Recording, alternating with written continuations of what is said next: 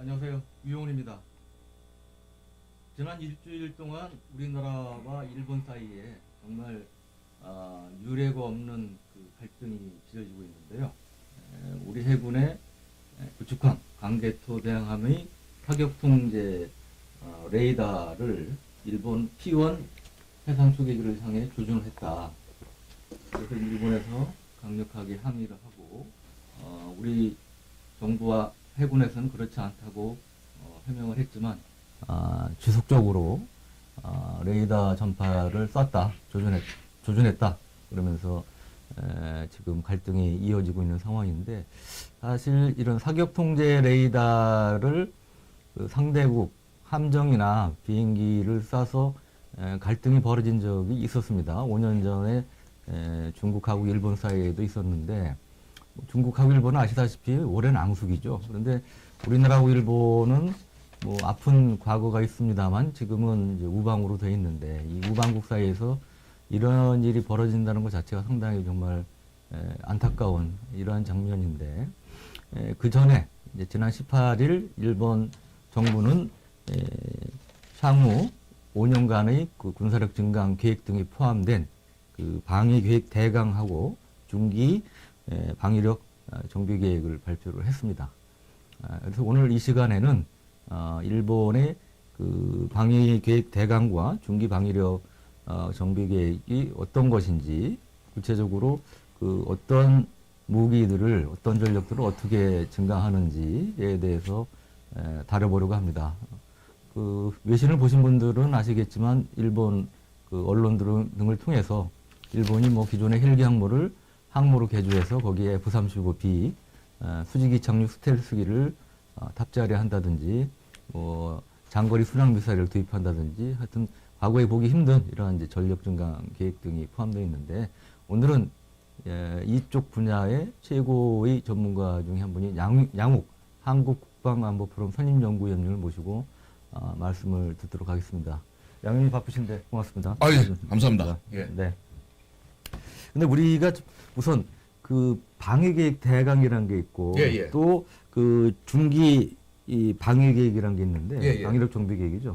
그게 어떻게 다르고 어떤 특징이 있습니까? 자, 일단은요. 그러니까 우리가 뭔가 정권이 들어와서 정책을 펼쳐 나갈 때 앞으로 이런 정책을 펼쳐 나가겠습니다라고 하는 전략서들 같은 것들이 나오지 않습니까? 미국 같은 경우에 이제 과거 QDR 같은 게 나오기도 했고요. 그러니까 4개년 이제 그 뭐 이제 국방 계획이라든가 이런 것들이 나왔는데, 비슷하게 보시면 됩니다. 그러니까 방위 대강이라는 것도 결국 일본의, 물론 일본이야 이제 내각제니까 이제 정권이 왔다 갔다 하긴 하지만 지금 아베는 꾸준히 가고 있지 않습니까?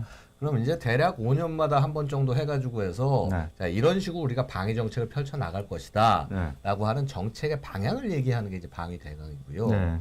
자, 이제 방위 대강이 나오면 중기방이라는 게 나오는데, 이제 중기방은 뭐냐면 중기 방위력 정비 계획. 그러니까 한마디로 이제 이 방위 대강에 해당하는, 방위 계획 대강에 해당하는 그 시기 동안에 어떠한 무기 체계들을 사서 전력을 보강할 것이냐.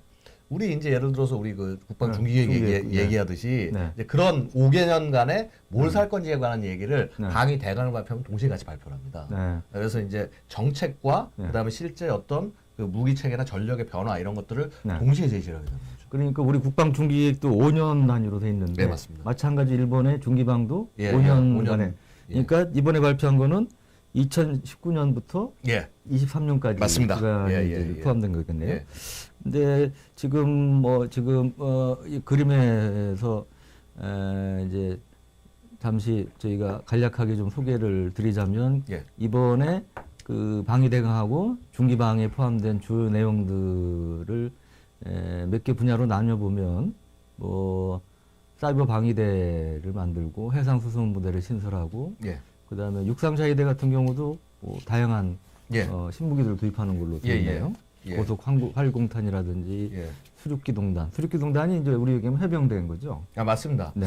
그러니까 이제 보통요, 일본이 자기들이 평상시에 국방이 해야 될 일 정도를 크게 네 가지로 얘기를 합니다. 네. 무슨 얘기를 하냐면 이제 그레이존 에어리어 대응. 네. 그래서 이제 뭐냐면 실제 전쟁이 아니라 마치 전쟁까지는 아니지만 충돌이 있는 상황. 대표적으로 지금 센가쿠요코 둘러싼 상황이죠. 그렇죠? 이런 그레이존 사태라고 하는데 이거를 대응하는 게 일단 제일 먼저 할 일이다. 제일 중요하겠죠, 당연히. 자, 그 다음에 만에 하나 국토가 자기네 이제 도서나 이런 것들이 적에게 점령됐을 때 할 행동.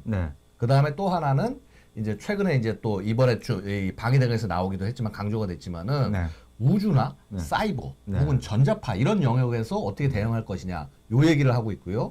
그 다음에 네 번째로 얘기하는 것은 결국 일본이 많이 강조하는 것 중에 그 대규모 자연재해, 그렇죠? 쓰나미라든가 이런 거.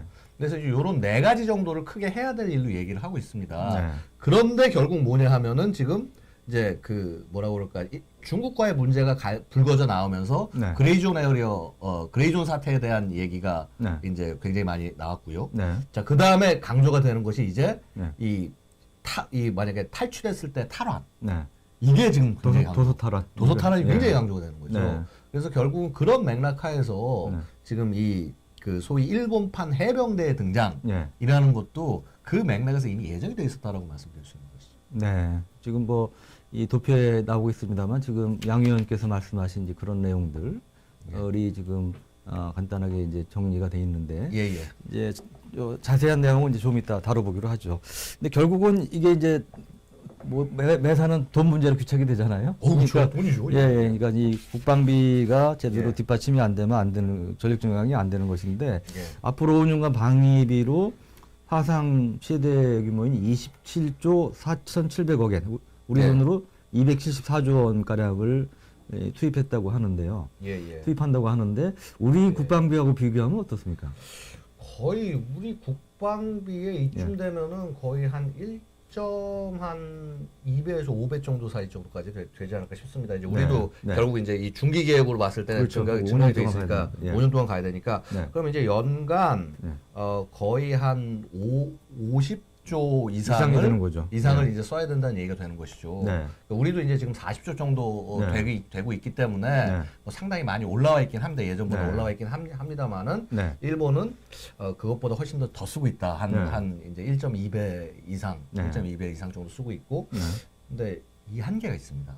일본은 여태까지 자기네 GDP의 1% 이상을 거의 안 넘어갔죠. 1%가 안 되는 해도 되게 많았고, 근데 요즘부터 1%를 살짝 넘기겠다고 얘기를 하고 있고, 이제 특히 아베가 얘기하는 게, 야, 우리 2%까지 해야 되지 않냐라고 얘기를 하는데, 사실 이제 문제는 뭐냐면, 그거는 이제 아베 혼자의 바람이고, 그 과연 그 모든 그 타 당들이 다 의원 내각제 국가인데 다 동의를 할 거냐. 소위 그러니까 이 자민당 안에서도 뭐 물론 뭐 우리가 그보다 얘기를 하긴 하지만은 국방에 돈 쓰는 자체를 싫어하는 의원들이 굉장히 많거든요.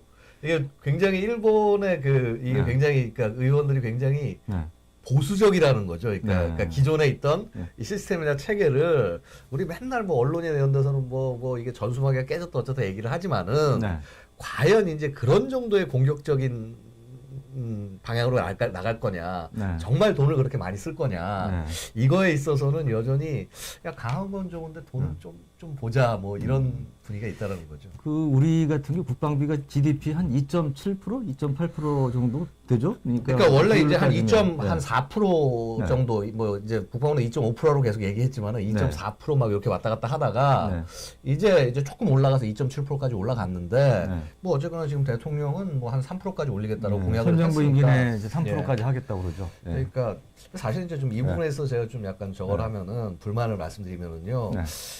사실 우리 보수 정부 때도 무슨 이렇게 국방비 많이 쓰겠다고 얘기해놓고 나서요. 맨날 싼 거 사주시고. 뭐 그때 예를 들어서 저 이명박 정부 때 저 레이다 저 그린파인 이스라엘 좀 말고 사드 사오셨으면 지금 사드 문제 안 생기거든요.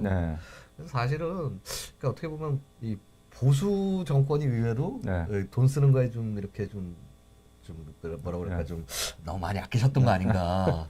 반성을 좀 하셔야 될 것 같습니다. 이명박 대통령은 또 본인이 세일즈맨 출신이잖아요. 그래서 이제 세일즈맨적인 시각으로 안보 문제를 접근했다는 그러한 지적도 있죠. 사실은 이제 예. 트럼프 대통령이 예. 뼛속부터 사업가인 것처럼 뭐 이제 그렇게 비유를 하는 사람도 이제 있습니다만, 여하간간에 예. 그 이제 그런 점에서 많은 돈을 투자하고 있다. 예.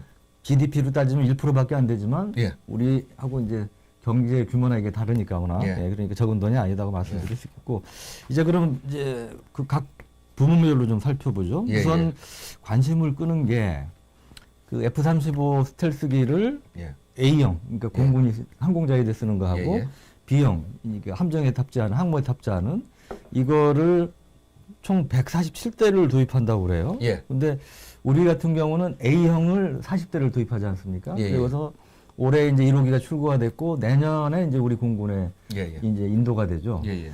근데 147대면 어느 정도인가요? 미국 빼고는 거의 제일 많은 거 아닙니까? 자, 그렇죠. 그러니까 왜냐하면 이게 우리가 생각을 되게 잘해야 되는 게요. 이제 예.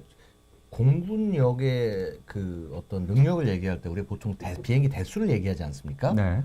근데 사실 대수보다 더 중요한 거는 네. 몇 세대의 전투기를 얼마큼 많이 갖고 있느냐. 네. 그러니까 예를 들어서 이런 거죠. 지금 대한민국 공군이 한 전투기만 처음 한 60여 대 정도 가지고 있는데, 네. 50여 대, 60여 대려나? 네. 근데 그 정도 갖고 있는데, 지금 한 그 절반 정도가 4세대 전투기 아닙니까? 네. 그러니까 4세대 전투기면은, 네. 뭐, 기자님 잘 아시겠지만, 이제, 네. F-16, 네. 뭐 15, 아니면 네. 이런 식으로 약간, 네. 그야말로 진짜 최첨단이니까 VBR 교전. 네. 그러니까 이 어떤 AWACS에 의해서, 그, 가시거리 외에서, 시계거리 그쵸. 밖에서 수십 킬로 네. 밖에서 이제 교전해서 하니까 이미 싸울 네. 기회가 없는 거죠. 그렇죠? 네. 이제 그런 4세 전투기를 갖고 있는 공군과 갖고 있지 못한 공군의 차이는 엄청 크다 보니까 네. 몇 대 갖고 있냐가 중요한데, 지금 보면요. 네. 4세대 전투기를 200대 이상 갖고 있는 공군이 그닥 별로 없습니다. 네. 그렇죠? 대한민국도 지금 어쨌거나 다행히 그 안에 들어가 있고요. 네. 일본 당연히 들어가 있고요. 네. 그다음에 뭐 미국 뭐 중국, 러시아 뭐 이런 나라도 네. 소위 이제 강도기라고 하면 4세대 이상 기체를 갖고 있는데, 또 묘하게 이제 우리나라를 둘러싸고 있는 강국들이 다 그렇죠. 우리나라 둘러싸는 나라들이 다 이제 워낙 네. 세다 보니까. 그렇죠. 제가 누차하는 얘기지만 대한민국이요. 지금 이 군사를 갖고 유럽에 가 있었으면요. 아마 유럽 최대의 최강, 군사국이 됐을 겁니다. 네. 근데 어쨌거나, 그래서 이 4세대 전투기를 뛰어넘는 5세대 전투기. 그러니까 스텔스가 네. 5세대 아닙니까? 이제. 네. 이제 4세대 전투기는 그냥 씹어 먹히는 거죠, 이제. 네.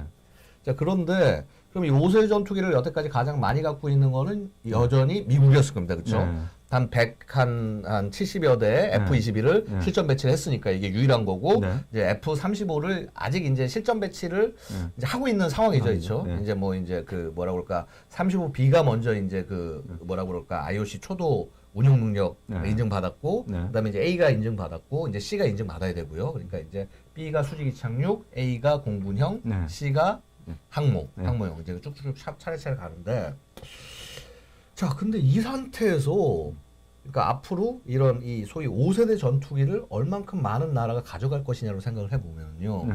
자, 지금 일단 5세대 전투기 제일 먼저 전쟁을 했던 게 미국이 했고, 그 다음에 네. 이스라엘이 35 받자마자 썼습니다. 그렇죠? 네. 전투에 활용을 했습니다.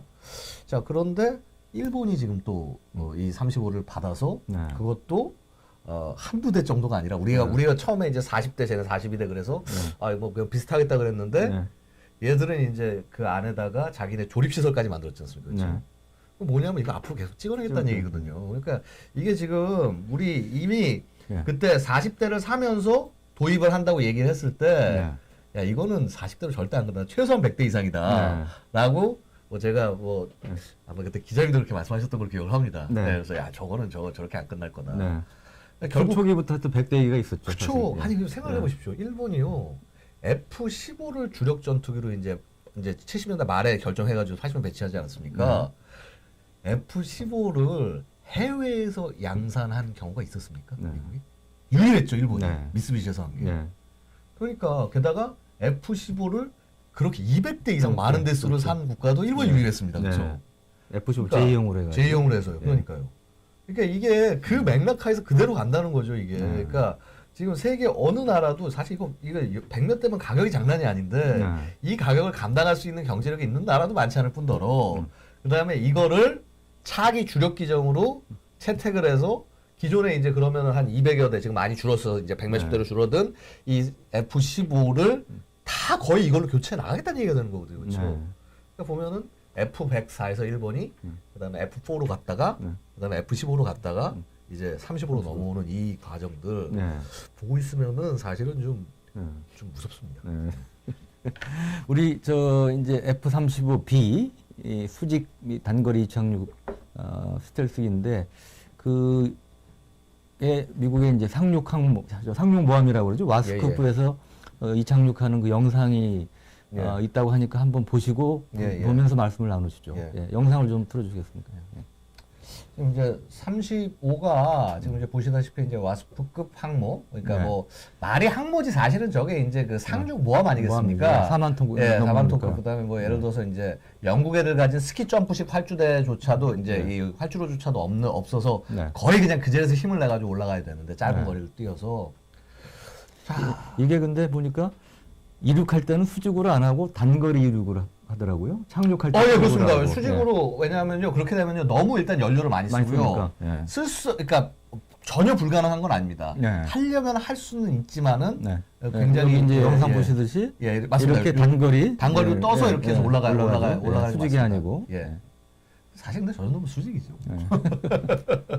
자, 그래서 근데 사실은요 아시다시피 이 F-35라는 기체가 이걸 하느라고 개발하는데 시간이 많이 걸렸다는 거죠. 그러니까 원래 애초처럼 그냥 수직이 착륙을 안 하고 그냥 공군기로만 썼으면은 그러니까 F-22의 다운그레이드 버전을 만들어서 그냥 쭉쭉 찍어냈으면 끝인데 자 이게 미군이 이제 야 이거 앞으로 우리가 예산도 없고 뭐 없고 하니까 야 다 모아가지고 공동구매하자. 근데 공동구매를 해야 될 걸 같이 하면 좋은데 수직이 착륙까지도 공동구매에 같이 집어넣어버려서 그러니까 그렇지 않습니까? 우리 예전에 보면은 그 F4 팬텀이 이제 이 공군기로 쓰이고 이제 함상 그렇죠. 그 함재기로 쓰였는데 그러니까 F4를 만약에 F 팬텀을 수직이 착륙기로 만들었다고 생각하시면 어떻겠습니까? 그러니까 이제 지금은 이제 기술력이 되니까 이제 이런 부분을 접근을 한 건데 근데 이제 결국 뭐냐면 이것 때문에 시간을 엄청나게 많이 잡아먹고 개발도 엄청나게 지체가 되고 돈도 엄청나게 많이 들었습니다. 근데 하지만 그래도 제일 급했던 게 미군 입장에서는 이 수직이 착륙형이 더 급했습니다. 나머지 기체들보다. 그래서 왜냐하면 이제 해류기가 워낙 많이 쓰이기도 하고 그 성능이 이제 내구 연한이 이제 수직 착륙기가 또 짧습니다. 다른 기체들보다. 그렇죠. 아무래도 이렇게 힘들게 뜨고 내려야 되니까. 이제 그 수명이 짧은데 결국 얘부터 빨리 바꿔야 되다 보니까 그래서 이 소위 이제 IOC 우리가 그 이제 초도 그 운용 능력 이제 인증하는 거 있지 않습니까? 야, 얘쯤 되면 이제 일단 전쟁터 나가서 일단은 쓸 수 있을 것 같아라고 하는 이 IOC를 선언을 한 거를 B부터 했어요. 그래서 이 수직 이착륙형부터 했어요. 그 다음에 이제 그 이듬해 그러니까 작년인가요? 그때 이제 저걸로 넣어가지고 이제 그 공군형으로 한 거죠. 아까 영상 보신 게 이제 그 와스프 함에서 이착륙하는 모습인데 그 와스프 함이 사실 우리나라에 와서 훈련에도 참가한 적 있지 않습니까? 그때 F-35B를 맞습니다. 근데 이제 올 들어서야 조용했지만 작년까지 이제 북한이 핵실험하고 뭐 미사일 쏘고 이랬을 때 어떤 북한에 대한 무력시를 할 때 굉장히 북한 입장에서는 좀 두려워할 존재로 사실은 활용이 됐죠. 그렇죠. 사실은 이제 35B가 또 이게 우리 저 오키나와에 있는 저 제3원정 해병군이지 않습니까? 그 해병 원정군 거기 이제 또 그쪽에 그 소속된 항공단 쪽으로 이제 먼저 실전 배치가 된 거죠, 그렇죠? 그러니까 어떻게 보면 얘가 뭐 수직 이착륙기기도 하고 속도 조금 떨어지고 뭐 폭장 능력 조금 떨어지긴 해도 이제 공군형보다는 근데 일단은 일본의 스텔스기가 전진 배치가 되어 있는 상황이 된 거고 얘가 거기서 끝난 게 아니라 상황이 안 좋으면 수시로 한반도로 넘어와서 뭐 저 와스프급에 실리건 실리지 않건 간에 충분히 올 수 있으니까요. 넘어와서 대기하고 있으니까 이거 자체가 굉장히 이제 저쪽 애들 입장에서 짜증이 났겠죠. 사실은 와스프에 실체 하나도 주일 미군 기지에서도 발전해서 충분히 되죠. 북한 공습할 수 있는 거 아니에요? 충분히 되죠. 거기서 그냥 거기서 뭐 이 뭐냐 이 얘들 이제 방식이 이제 저 뭐냐 그 뭐냐 이 드래그 방식이니까 거기다 해가지고 해서 이렇게 주유 쭉 하면서 공중부 받으면서 쭉쭉 빨면서 오면은 그냥 북 들어가는 거 금방 가죠. 하여튼 뭐 그런 점에서 이제 주목 대상이고 또 하나가 우리가 이제 흔히 헬기 항모로 분류하는 일본은 이제 호위함이라고 그러죠. 이즈모급 지금 사진에서 보시는 이 배들인데 이 두 척을 본격적인 그 항모 F-35B를 탑재할 수 있는 그런 걸로 이제 개조를 한다는 거 아닙니까? 근데 이게 이제 우리 독단보다 굉장히 크죠. 이거 거의 마스급하고 거의 비슷합니다, 크기가. 우리 아까 그 35가 올라오고 내렸던 그 배보다 살짝 작은 정도. 만재가 한 27,000톤, 8,000톤 뭐 얘기하고 그러니까요. 예. 그리고요, 사실은요, 쟤는요, 저 뭐 개조할 것도 별거 없습니다. 딱 하나만 하면 됩니다. 가판만. 예, 가판만 내열 처리만 하면 되고요. 이제 사실은 그 해자대의 이제 대령, 그러니까 이제 저기 하고, 그러니까 일좌라고 하죠, 그쵸? 예. 그 일좌 한 분하고 이제 우연히 얘기를 할 경우가 있었습니다. 이제 그 양반이 이제 하필이면 또 이제 배를 건조하는 쪽 담당인데, 그때 제가 물어봤습니다. 이제 벌써 몇 년 전인데, 한 3년인가 4년 전인데, 야, 니들은 저렇게 좋은 배 만들어놓고 그거 그냥 항으로 쓰면 되는데 왜 안 하니? 그랬더니 할 수 있지 않니? 그랬더니 되게 쉽다. 이거 위에다 그냥 열 처리만 한 가판만 실어놓으면 끝이다. 근데 야, 그럼 왜 못하니? 라고 물어봤더니 여기 얘기하는 것이 의회에서 돈을 안 준다. 그 돈이 되게 작은 돈인데 그걸 인정을 안 해주기 때문에 자기 마음대로 함부로 할 수가 없다. 그걸 전용을 할 수가 없기 때문에 그래서 안 할 뿐이지 의회가 인정만 해주면은 되게 작은 돈으로 손쉽게 바꿀 수가 있다. 라는 거죠. 근데 저는 여기서 이제 느낀 게 뭐냐면 이제 이게 일본 애들 참 무섭구나. 그러니까 이런 거 아닙니까? 결국은 항구로 쓸 수 있는 배를 딱 만들어 놓고 난 다음에 아주 최소의 비용과 시간만 들여도 항모로 전환할 수 있게 다 미리 준비를 해놓고 그 다음에 상황이 되면 바꿔 나간다. 근데 이게 뭐하고 비슷하냐면요, 일본의 핵능력하고 비슷하다는 거예요. 그렇죠? 일본 전 플루토늄부터 쫙 깔아놓고 뭐 어떻게 보면 핵폭탄 만들 수 있는 뭐 예를 들어서 세상에 우주 로켓을 고체 로켓으로 쏘는 이상한 앱실론이라고. 앱실론, 그렇죠. 그건 이제 ICBM으로 바로 바꿀 수 있는. 자, 이렇게 다 모든 걸 갖춰놓고 딱 원하면 그 짧은 시간에 해 나갈 수 있는 이런 능력. 사실은 이런 게 실질적 국방 능력이 아니겠냐. 용축 재처리 기술 갖고 있고 실제로 플루토늄 이것도 많이 갖고 있고. 그러니까 맘 먹으면 언제든지 핵무기를 만들 수 있는 잠재 능력을 갖고 있는. 이걸 이제 전문 용어로 뉴클리어 옵션이라고 그러죠. 맞습니다. 핵무장 선택권. 저는 사실 개인적으로 우리나라가 뉴클리어 옵션을 갖는 게 어차피 북한 핵 비핵화가 현실적으로 뭐 제로로 만들 가능성은 매우 낮기 때문에 뉴클리어 옵션이라도 가져야 된다고 생각을 하는데 뭐 원자력 발전소도 없애는 정부에서 뭘 하겠습니까? 약간 뭐 딴 얘기인데 약간 지금 말씀 나누는 사이에 이제 여러분들이 뭐 이런저런 질문을 해주셨는데 예를 들어 뭐 탄도 순항 미사일 이런 걸 많이 갖는 게 공군이 강한 것보다 더 경제적이지 않냐. 그러니까 뭐 미사일이 좀 전투기보다는 싸니까 쌍경화는 그런 말씀을 해주신 분이 있는데 어떻게 보세요? 장단점이 물론 있죠. 그러니까 예를 들어서 이제 공군력으로 해서 운용을 한다는 것은 결국은 어느 정도까지 목표에 접근을 해서 최대 끝까지 쥐고 있다가 이제 쏘겠다라는 좀 그런 성격이 강하니까 조금 더 이 투발자가 그러니까 소위 슈터가 전장에 가까운 상태에서 이제 할 수 있으니까 빠른 상황 인식과 뭐 예를 들어서 중간에 한 번 더 브레이크가 더 있는 단계가 되겠죠. 근데 이제 그게 없이 하는 단계가 되면 여기서 쏠 때는 좋긴 좋은데 거의 이제 블라인드인 상태로 쏴야 되는 경우가 많을 거고 중간에 이제 얘를 어보트를 할 거냐 말 거냐 이런 문제나 이런 것들도 있을 수가 있고 근데 물론 이제 그게 궁극적으로는 지상에 누군가가 이걸 지켜봐야 됩니다. 우리가 맨날 영화 많이 보셔가지고 무슨 인공위성 띄워놓고 무인기 띄워놓고 하면 저거 지상 목표물 혹은 해상 목표물 타격 다 된다고 생각하시는데 그거 완전 헛소리고요.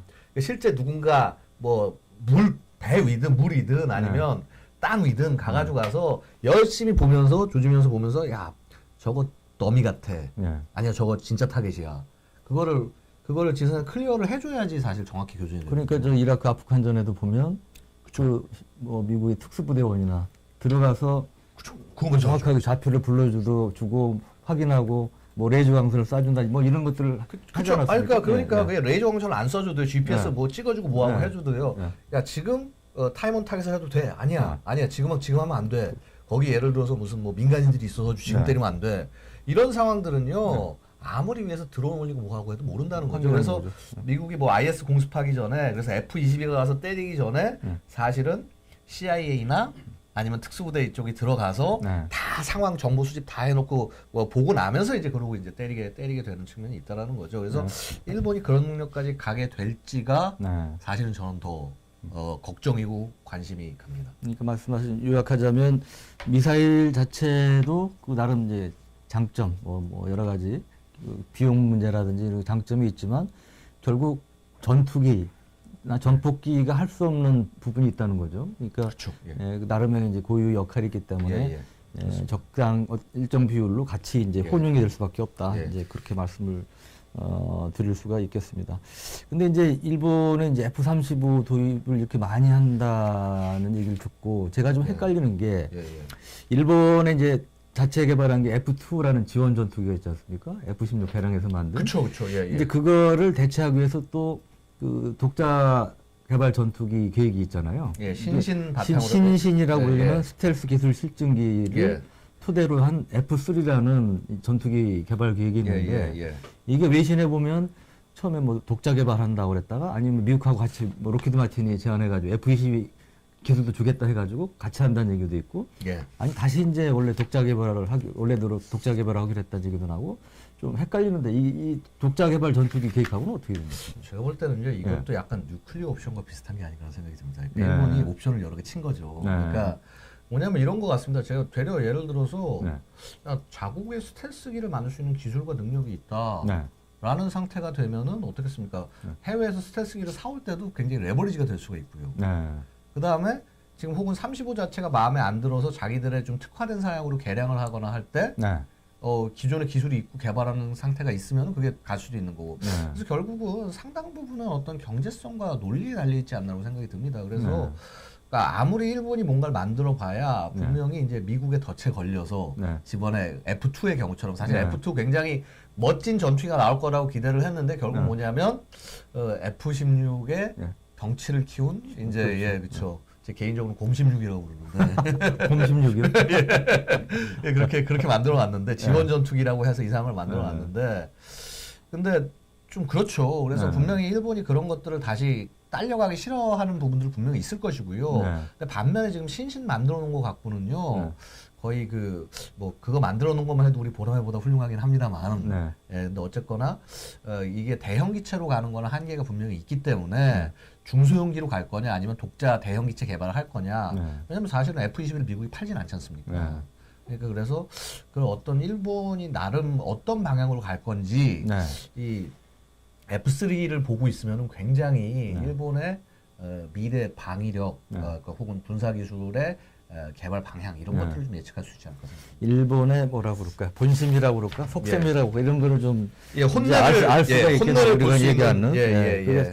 어떤 식으로 정리될지 상당히 그런 면에서 주목이 됩니다. 그리고 우리가 이제 이즈모급 항모 얘기를 했는데 이게 이즈모급이 실제로 항모로 개조가 된다면 이제 두 척을 한다고 그러잖아요. 그러면 이 동부가 이 군사력 균형에 어느 정도 영향을 끼칠까요? 당연히 영향을 끼치겠죠. 사실은요 항모가요. 그냥 너무 잘 아시겠지만은 사실 항모는 원량에 가서 싸우는 위해 존재를 하는 겁니다. 그래서 뭐냐면 저는 이게 동북아 내에 대한 직접적 영향보다는 그러니까 이게 조금 더 넓혀서 그래서 뭐 동중국해, 남중국해 혹은 태평양 이 과정에서의 좀 더 그러니까 어떤 전장이 좀 넓어지게 되고 영향력이 좀 일본의 영향력이 좀 더 늘어나게 된다라는 차원에서 이해를 할 수 있고요. 사실은 그러니까 예를 들어서 이제 늘상 이제 저도 아까 여기로 차 타고 오다 기자님 한 분한테 전화 받아서 질문 받은 게 일본이 항모를 만들면 당장 우리도 영향을 받지 않냐. 독도에서 전쟁하고 뭐하고 할 때 일본이 항모를 띄워서 공격할 수 있지 않느냐. 맞기도 하고 조금 틀리기도 한 게 뭐냐면은요. 이미 이 한일 정도 수역은요. 기존에 있는 공군기만 갖고도 충분히 커버할 수 있고 그다음에 사실은 그것들이 더 얽혀서 싸울 가능성이 훨씬 더 높다는 거죠. 그러니까 배와 배 사이에 벌어지는 해상전이 가능성은 상대적으로 좀 더 낮아질 수 있죠. 이제 이 과정에서 봤을 때 얼만큼 기체를 누가 더 많이 갖고 있냐, 뭐 공중급유 이런 것들을 해가지고 해서 쏘티를 얼만큼 더 늘려낼 수 있냐, 그 다음에 얼만큼 더 세고 먼 무기로 해서 교전할 수 있냐, 이런 것들이 이제 저게 되겠죠. 그래서 저는요 이 항모의 가치는요 이런 서로 붙은 나라들끼리 싸울 때 문제가 아니라 정말 원양으로 가서 공군의 지원, 육군의 지원 어떤 지원도 받을 수 없는 지역 가서 싸울 때 얘가 발휘한다. 대표적으로 뭡니까? 포클랜드 전쟁 같은 경우에 영국이 몇 안 되는 항모 갖고 가서 그렇게 해서 이긴 거 아니겠습니까? 그래서 이제 그런 식으로 바라보는 게 맞지 않겠냐. 그러니까 이거를 뭐 한일 분쟁, 뭐 중일 분쟁 모르겠습니다. 중일 분쟁은 얘기가 될 수 있겠죠. 왜냐하면 중국과 일본이 붙는다면은 전선이 굉장히 넓어지니까. 근데 우리 상황에 그대로 곧바로 가져오는 것은 조금 좀. 네. 어떤 분이 그런 얘기도 하더라고요. 그 일반인도 그렇고 이제 제일 많이 질문하는 게 이제 우리 이제 그 있지 않습니까? 예, 예. 남북한이 싸우면 누가 이기나. 네. 그다음에 이제 두 번째로 많이 나오는 게 예. 두세 번째 많이 나온 게 그거예요. 독도에서 한일이 붙으면 누가 이기나. 뭐 예. 우리가 이길 가능성은 뭐 높지 않지만 여간 예. 어떻게 되나. 뭐 예. 이제 그게 이제 약방의 감소처럼 많이 나오는 얘기인데 예. 근데 이제 냉철한 인식을 가진 국제 정치 학자들은 이제 그런 얘기도 하시더라고요. 그런 상황 자체가 일어날 가능성은 현실적으로 보면 거의 제로에 가깝다. 그다음에 네, 그런 네. 상황이 일어나는 것 자체는 네. 우리로서는 굉장히 비극적인 비극적으로 일이에요. 그렇죠. 예, 예. 예. 그야말로 예. 최악 영어로 하면 워스트 케이스인 거죠. 그야말로 우리 그러니까. 민주평화론이라는 게 있지 않습니까? 네. 왜 그 민주주의 국가끼리는 전쟁이 일어나지 않는다가 되는데 네. 민주주의 국가끼리 전쟁이 난 꼴이 돼버리면 이거는 네. 역사상에도 기록이 남는 거죠. 아, 드문, 참, 굉장히 드문 예, 사례가 예. 되는 거죠. 참 어떻게 참 저렇게 뭐랄까 과거사 이런 문제 물론 문제지만 그런 거 네. 갖고 전쟁까지 할 수가 있나라고 하는 저 인류 전쟁사의 네. 현대사의 현대 네. 전쟁사의 아주 희한한 그 경우가 기록이 될 수 있다. 근데 이제 최근에 그 일본 초계기 레이더 조준 논란 관련해서 예, 예. 일본이 이제 세게 나오니까 예. 이제 그런 분들 거봐라 일본은 언제 어떻게 바뀔지 모른다 뭐 이제 예. 그런 얘기를 하신 분도 있는데 물론 그 주장이 설득력이 있으려면 일본이 거짓말을 한다는 이게 이제 사실이어야 이제 그 주장이 더 설득력이 있는데 사실 아직- 그 얘기 네. 할까요 우리? 저 이 얘기 좀 하고 싶습니다. 네. 뭐냐면요 네. 이겁니다. 그러니까 사실 제가 굉장히 많이 물어보세요. 뭐 너의 입장을 밝혀는데 뭐 제가 네. 정치인다니까 무슨 네. 입장을 밝힙니까? 근데 이제 네. 제가 바라보는 내용은 이렇습니다. 그러니까 뭐냐면 자 양쪽 다 발표를 했을 때는 어느 정도 진실을 담고 발표를 했다고 생각을 합니다. 우리 네. 해군도 뭐 거짓말만 하진 않았을 겁니다. 네. 그러니까 저는 우리 해군 말을 믿고 싶고요, 100%. 근데 다만 이제 보고 있으면은 그 스티어라고 그래서 네. 그러니까 우리 그 저 목표를 화기를 관제하는 네. 그래서 좀 무장을 정말 쓸 때 활용하는 뭐 미사일이나 포 그렇죠. 이거 하는 그렇죠. 미사일이나 포를 쏠 때 네. 하는 네. 이 레이더를 작동했냐 안 했냐. 그리고 이 레이더를 작동했기 때문에 네. 일본은 우리는 공격받았다고 해서 굉장히 얘기를 하는 거고. 네. 야, 우리는 보면은 제가 볼 땐 뉘앙스가 좀 그러니까 사실 우리가 잘못이 그겁니다. 네. 정확히 그 스티어를 뭐 켰다 안 켰다 켰는데 네. 켰으면 뭐 일본 애를 조준하려고 한 게 아니라 딴 데를 보려다 걸렸다. 네. 이런 식으로 좀 명확하게 얘기를 해야 되는데 네. 그런 명확하게 얘기를 하지 못하는 부분 자체가 네. 제가 볼 때는 이런 논란을 더 키우는 거고요. 네. 아, 만에 하나 실수했어. 미안해 실수했어. 네. 그러면 되게 조용히 덮고 지나갈 일인데 네. 이 일을 더 지금 키우고 있다는 거죠. 네. 그래서 제가 볼 때는 일본이 이 일을 키우고자 하는 굉장히 강한 욕구는 있습니다. 왜냐하면 네. 두 가지를 저는 보는 게요. 일단 하나는 지난번 관함식 네. 때 못 오는 거 못 가지고 왔죠. 일장기 네. 이런 것 때문에 그래서 그게 분명히 굉장히 일본이 이제 서운했다고. 예, 일본이 네. 굉장히 구원이 있을 겁니다. 특히 네. 해자대 얘들은 네. 아마 여기까지 이제 지금 올라와 있을 겁니다. 그래서 그런 거에 대한 그래서 조금이라도 우리가 뭐 하고자 하는 꼬투리 잡고자 하는 거가 하나가 있을 것이고요. 네. 세 가지 말씀드릴 수 있겠네요. 두 번째는 뭐냐면 지금 이게 장소가 난 곳이 대화태 어장입니다. 그렇죠? 네. 대화태면 한일 공동 어로 수역 거기서 거의 일본 쪽 끝쪽에 붙어 있는 쪽 일본은 아니겠습니까? 굉장히 가깝죠. 일본하고 거의 사실. 가까운 쪽이고, 근데 어떻게 보면 일본 측 소위 네. 말해서 좀 싼 용어로 쓰면 나와바리에 네. 그래서 하는데 거기 우리 해군 함정이 들어가서 그것도 심지어 네. 대한민국 어선이면 상관이 없는데 북한 어선을 북한 어선을 갖고 이걸 하니까 일본 입장에서는 야 이것까지 내비뒀다가 문제가 되겠다라고 해서 네. 정책적으로 공격하려는 측면이 있다고 보고요. 네. 제가 보는 또 하나는 또 다른 게 뭐냐면요. 네. 자 이게 12월 22일인가 이때부터 일본이 자꾸 방위성이 발표하고 얘기를 하고 하지 네, 않습니까? 21일부터 21일인가 그렇죠? 네. 근데 그 한 3일 전을 보겠습니다. 네. 그 12월 18일에 일본이 뭐였습니까? 방위대강 네. 발표하지 않습니까? 네. 어떻게 보면 이거죠. 우리 이렇게 얘기 네. 열심히 하고 있어. 바로 네. 이런 위협과 이런 적대 행위가 있기 때문에 네. 우리는 이런 걸 해나가야 되는 거야 하면서 여러 가지 정책적 어젠다나 이런 것들을 다 활용하는 측면이 있다. 그래서 굉장히 네. 일본이 뭔가 이런 이슈를 국제적 이슈를 들고 나올 때 얘들이 굉장히 신중하지 않습니까? 네. 굉장히 신중하고 어떻게 보면 되게 또 이거 치밀하죠 일본 사람들. 치밀한데 네. 그래서 제가 볼 땐 이런 여러 가지 포석을 동시에 끼어들고 얘들은 전략을 갖고 나왔는데 네. 우리 지금 국방부 대응하는 거 보고 있으면 전략이 없다는 거죠. 네. 그래서 얘들이 도대체 무슨 의도를 갖고 이런 얘기를 하고 있고 그럼 어떻게 대응해서 해야지 이런 상황을 국제적 상황으로 봐도 야 일본이 좀 오바네 라고 얘기할 수 있게 하느냐 그거를 생각하고 끌고 나가야 되는데 좀 감이 많이 좀 떨어지시는 게 아닌가. 그래서 가을은 지났는데 감이다. 저도 하여튼 예. 일본이 이러는 데는 좀 복합적인 이유가 있다고 저도 생각을 하는데 예. 약간 아쉬운 거는 예. 우리 정부나 군에서는 일본이 이처럼 집요하게 예. 그다음에 강하게 예. 나올 줄은 몰랐던 것 같아요. 그래서 초반에 설명을 할 때 사격 통제 레이더를 가동을 했다고 그랬어요. 예.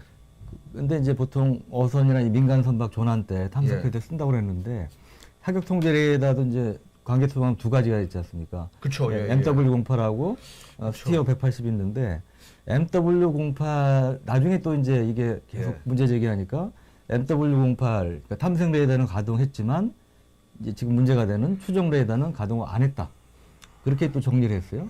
초반부터 이렇게 명확하게 설명을 했으면 조금 이런 그 논란을 줄일 수 있지 않을까 그런 생각이 들고 결국 제가 뭐 칼럼에 썼지만 이 두 레이더의 주파수가 다르지 않습니까? 그러니까 일본 초계기엔 분명히 주파수 정보가 있을 거예요.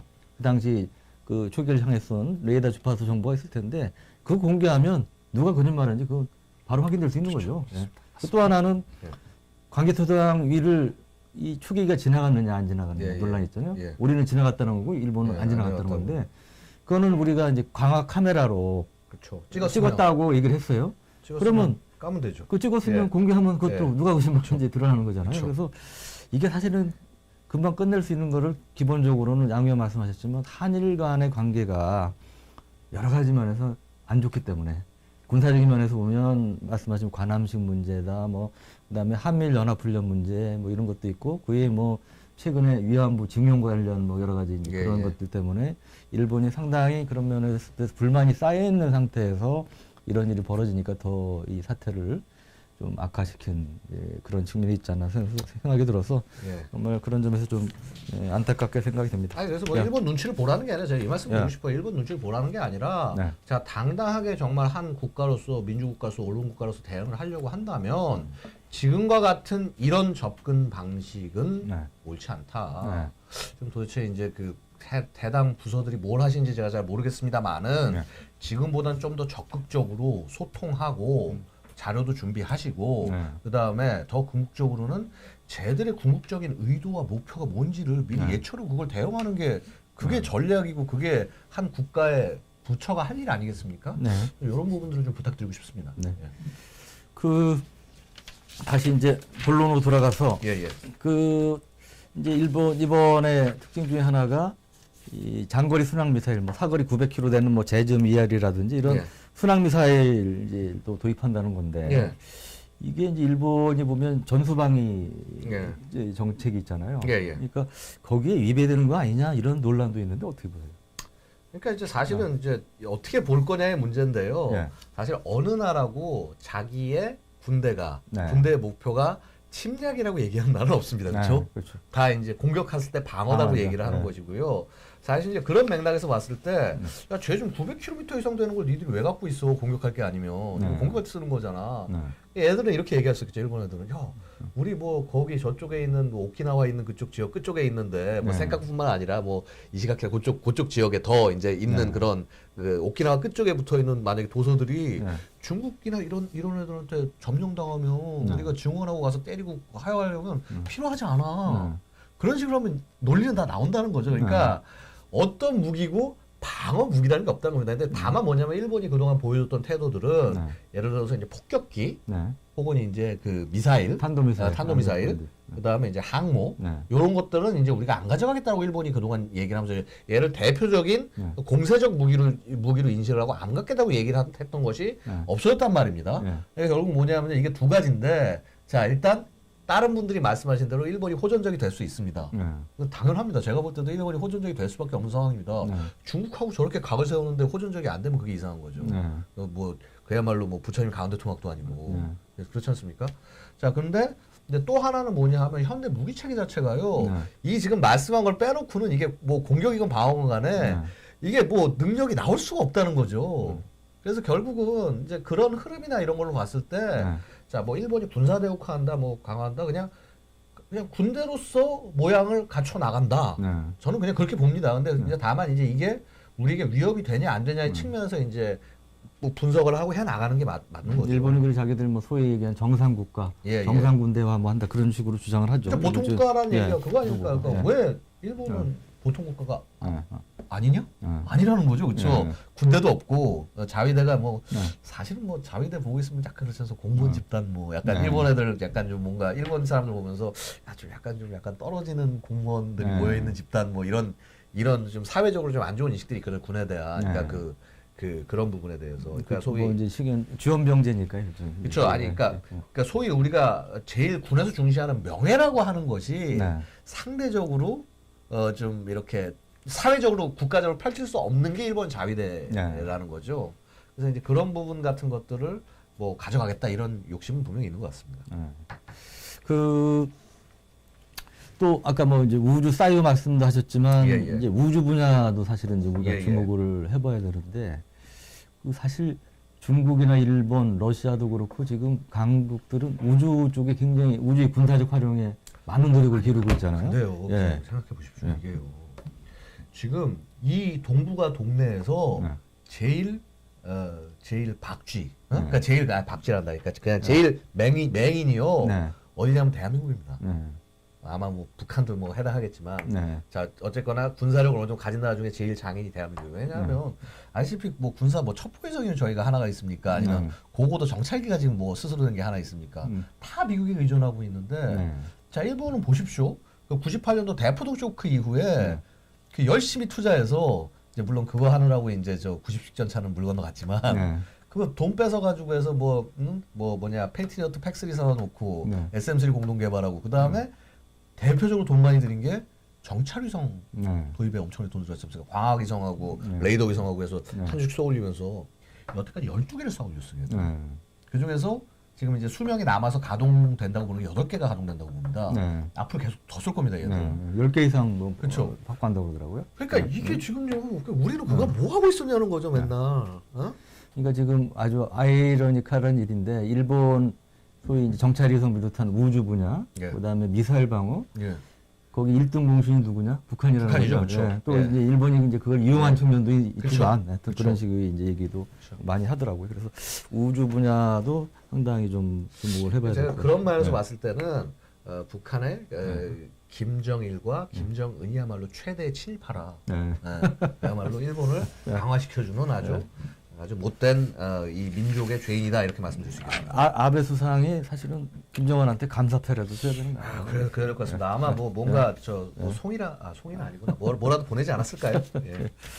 근데 오늘 정말 말씀 나온 시간 가는 줄 모르고 벌써 40분이 넘었네요. 그 몇 개 주제를 좀 더 이제 다룰 계획인데 시간이 좀 많이 돼서 한두 개 하지만 더 다루고 마무리하도록 하죠. 아까 이제 그 수륙기동단 일본 해병대 얘기 있었죠. 이제 그 해병대를 이렇게 증강하는 이유는 뭘까요?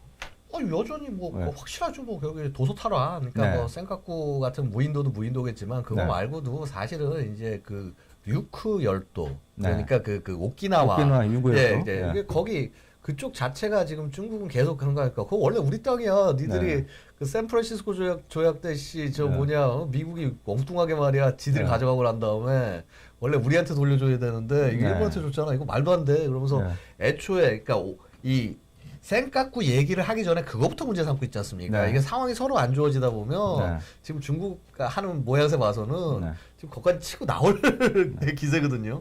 그러니까 그래서 그런 부분들에 대해서 이제 뭐 일본이 강화를 하겠다 얘기를 하고요. 그러니까 저는 이 수륙기동단 자체가 그러니까 이게 만약에 규모가 지금이야 이제 뭐 한 연대급도 좀 안 되죠. 연대급이라고 보기도 좀 약간 부족한 정도인데 이게 뭐 몇 개 사단급이 된다 이러면 야 이거는 일본 애들 이건 완전 침략군으로 나라가 바뀐다, 군국주의 된다라고 얘기를 하지만은 뭐 연대나 1개 사단 수준 정도까지 간다라고 했을 경우는 야 일단은 자국의 그 도서 방어에 목표가 일부 있다고 볼 수 있다라고 하고, 그다음에 이 인원들이 이제 결국은 뭐 이 중에 일부가 또 우리 마치 그 해병대가 우리 그 서북 5도에 배치돼 서북도에 배치돼 있듯이 얘들도 그 일부가 전진 배치할 수도 있겠죠. 그래서 저는 되려 이제 어떻게 보면은 바로 그 류쿠 제도에 있는 그 섬들이 일본 입장에서 서북도서와 같은 그 상황이 되었다.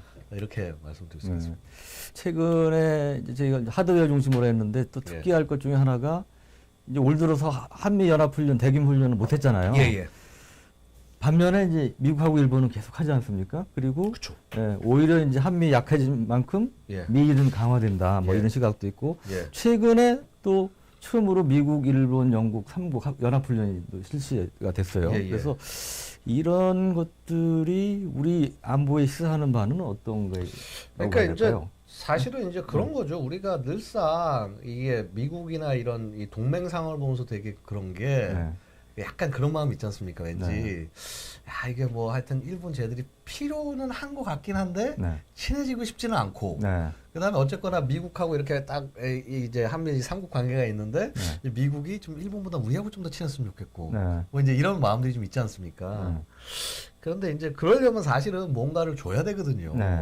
근데 사실 일본 같은 경우는 거의 말도 안 되게 도대체 저 정도의 국력을 갖고 저 정도의 경제력을 가진 나라가 저래도 되냐 싶을 정도로 미국에게 찰싹 달라붙어서 비굴하게 느낄 정도로. 그러니까 거의 무슨 뭐 그 회장님 우리 회장님 딸랑딸랑 하듯이 옆에 딱 붙어 앉아가지고 하면서 나름의 실리를 이런 걸 챙겨가려는 이런 모습들. 근데 그러면 저는 되려 이해가 안 되는 게 저 같으면요, 제가 미국의 대통령 같았으면요, 진짜, 그래, 일본이야. 니들 예전에 침략국이긴 했지만 지금 너무 말 잘 듣는다, 야. 니들을 아시아의 적으로 써야겠다. 우리가 도르로 쓰겠다. 이게 맞는 게 왜냐면은요, 미국의 세계 전략을 봤을 때도요, 그 초크 포인트들을 잡아야 될 거 아닙니까? 유라시아 지역을 저걸 제압을 하려면. 그러면 유럽의 최고의 초크 포인트는 어디입니까? 영국이지 않습니까? 그렇죠? 아시아의 최고의 초크 포인트는 어디입니까? 일본 아닙니까?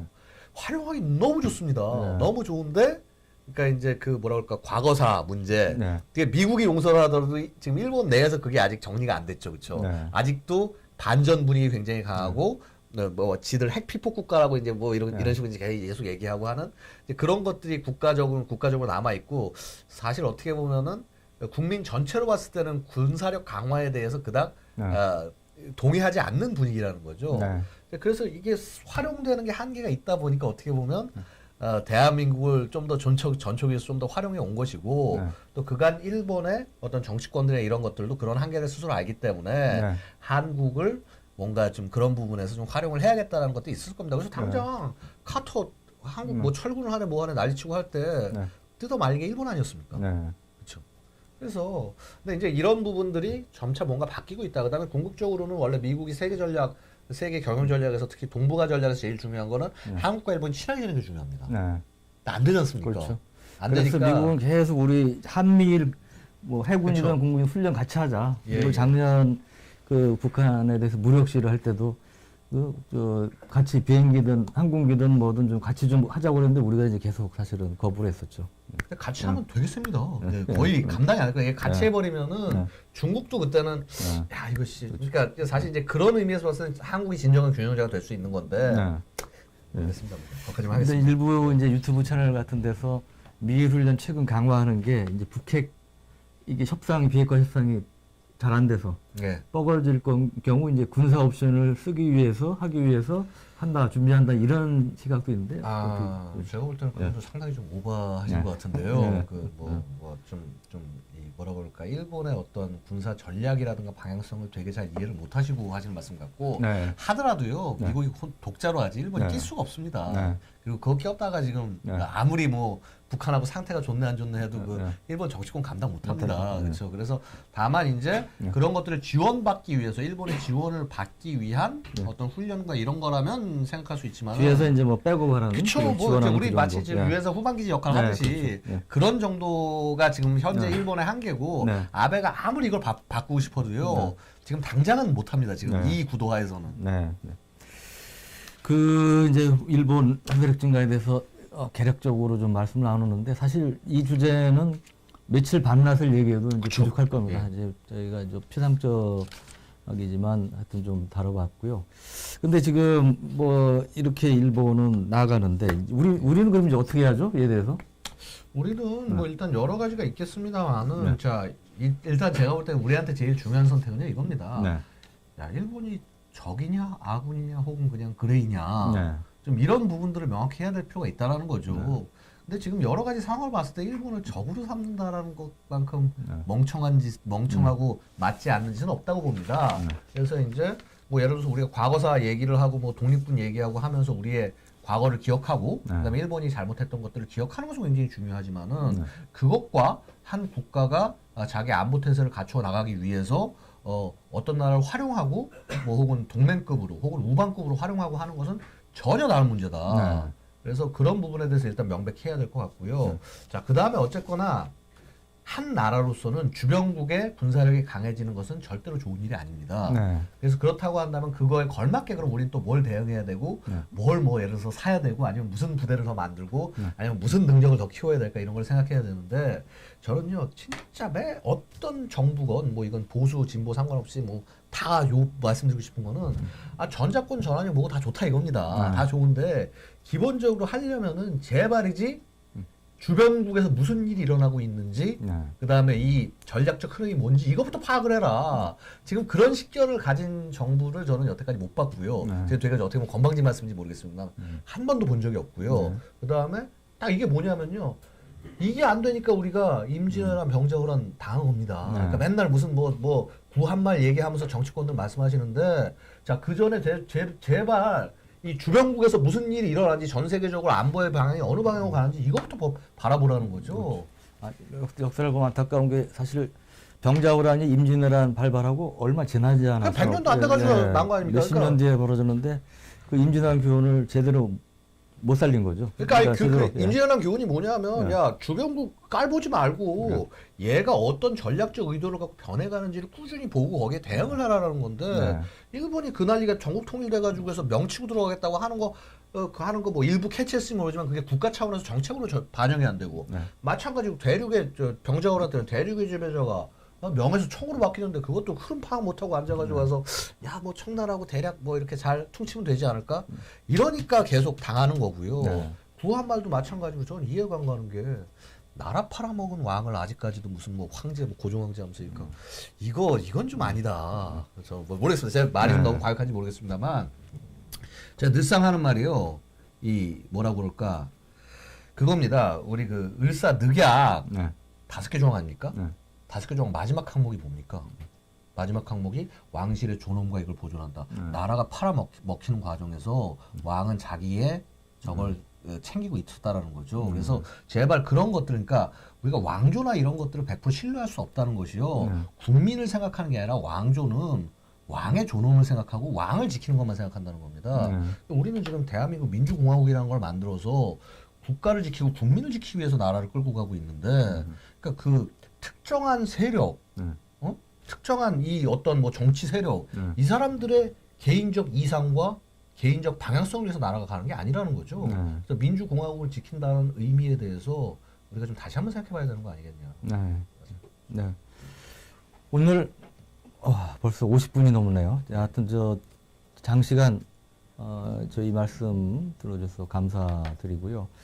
저희가 사실은 또 좀 더 많은 내용을 다루고 싶었습니다만 시간 제약 때문에 여기서 마치게 됨을 양해해 주시기 바랍니다. 이제 올해가 사흘밖에 안 남았네요. 그래서 올 한 해 또 이렇게 밀담 시청해 주신 여러분 깊이 감사드립니다. 내년에도 여러분들께서 관심을 가지신 그 군사 안보 문제와 관련된 주제로 여러분들을 찾아뵙도록 하겠습니다. 이 방송은 조선일보 유튜브 채널과 VOD를 통해서도 보실 수 있습니다. 장시간 시청해 주신 여러분 고맙습니다. 새해 복 많이 받으세요. 새해 복 많이 받으십시오.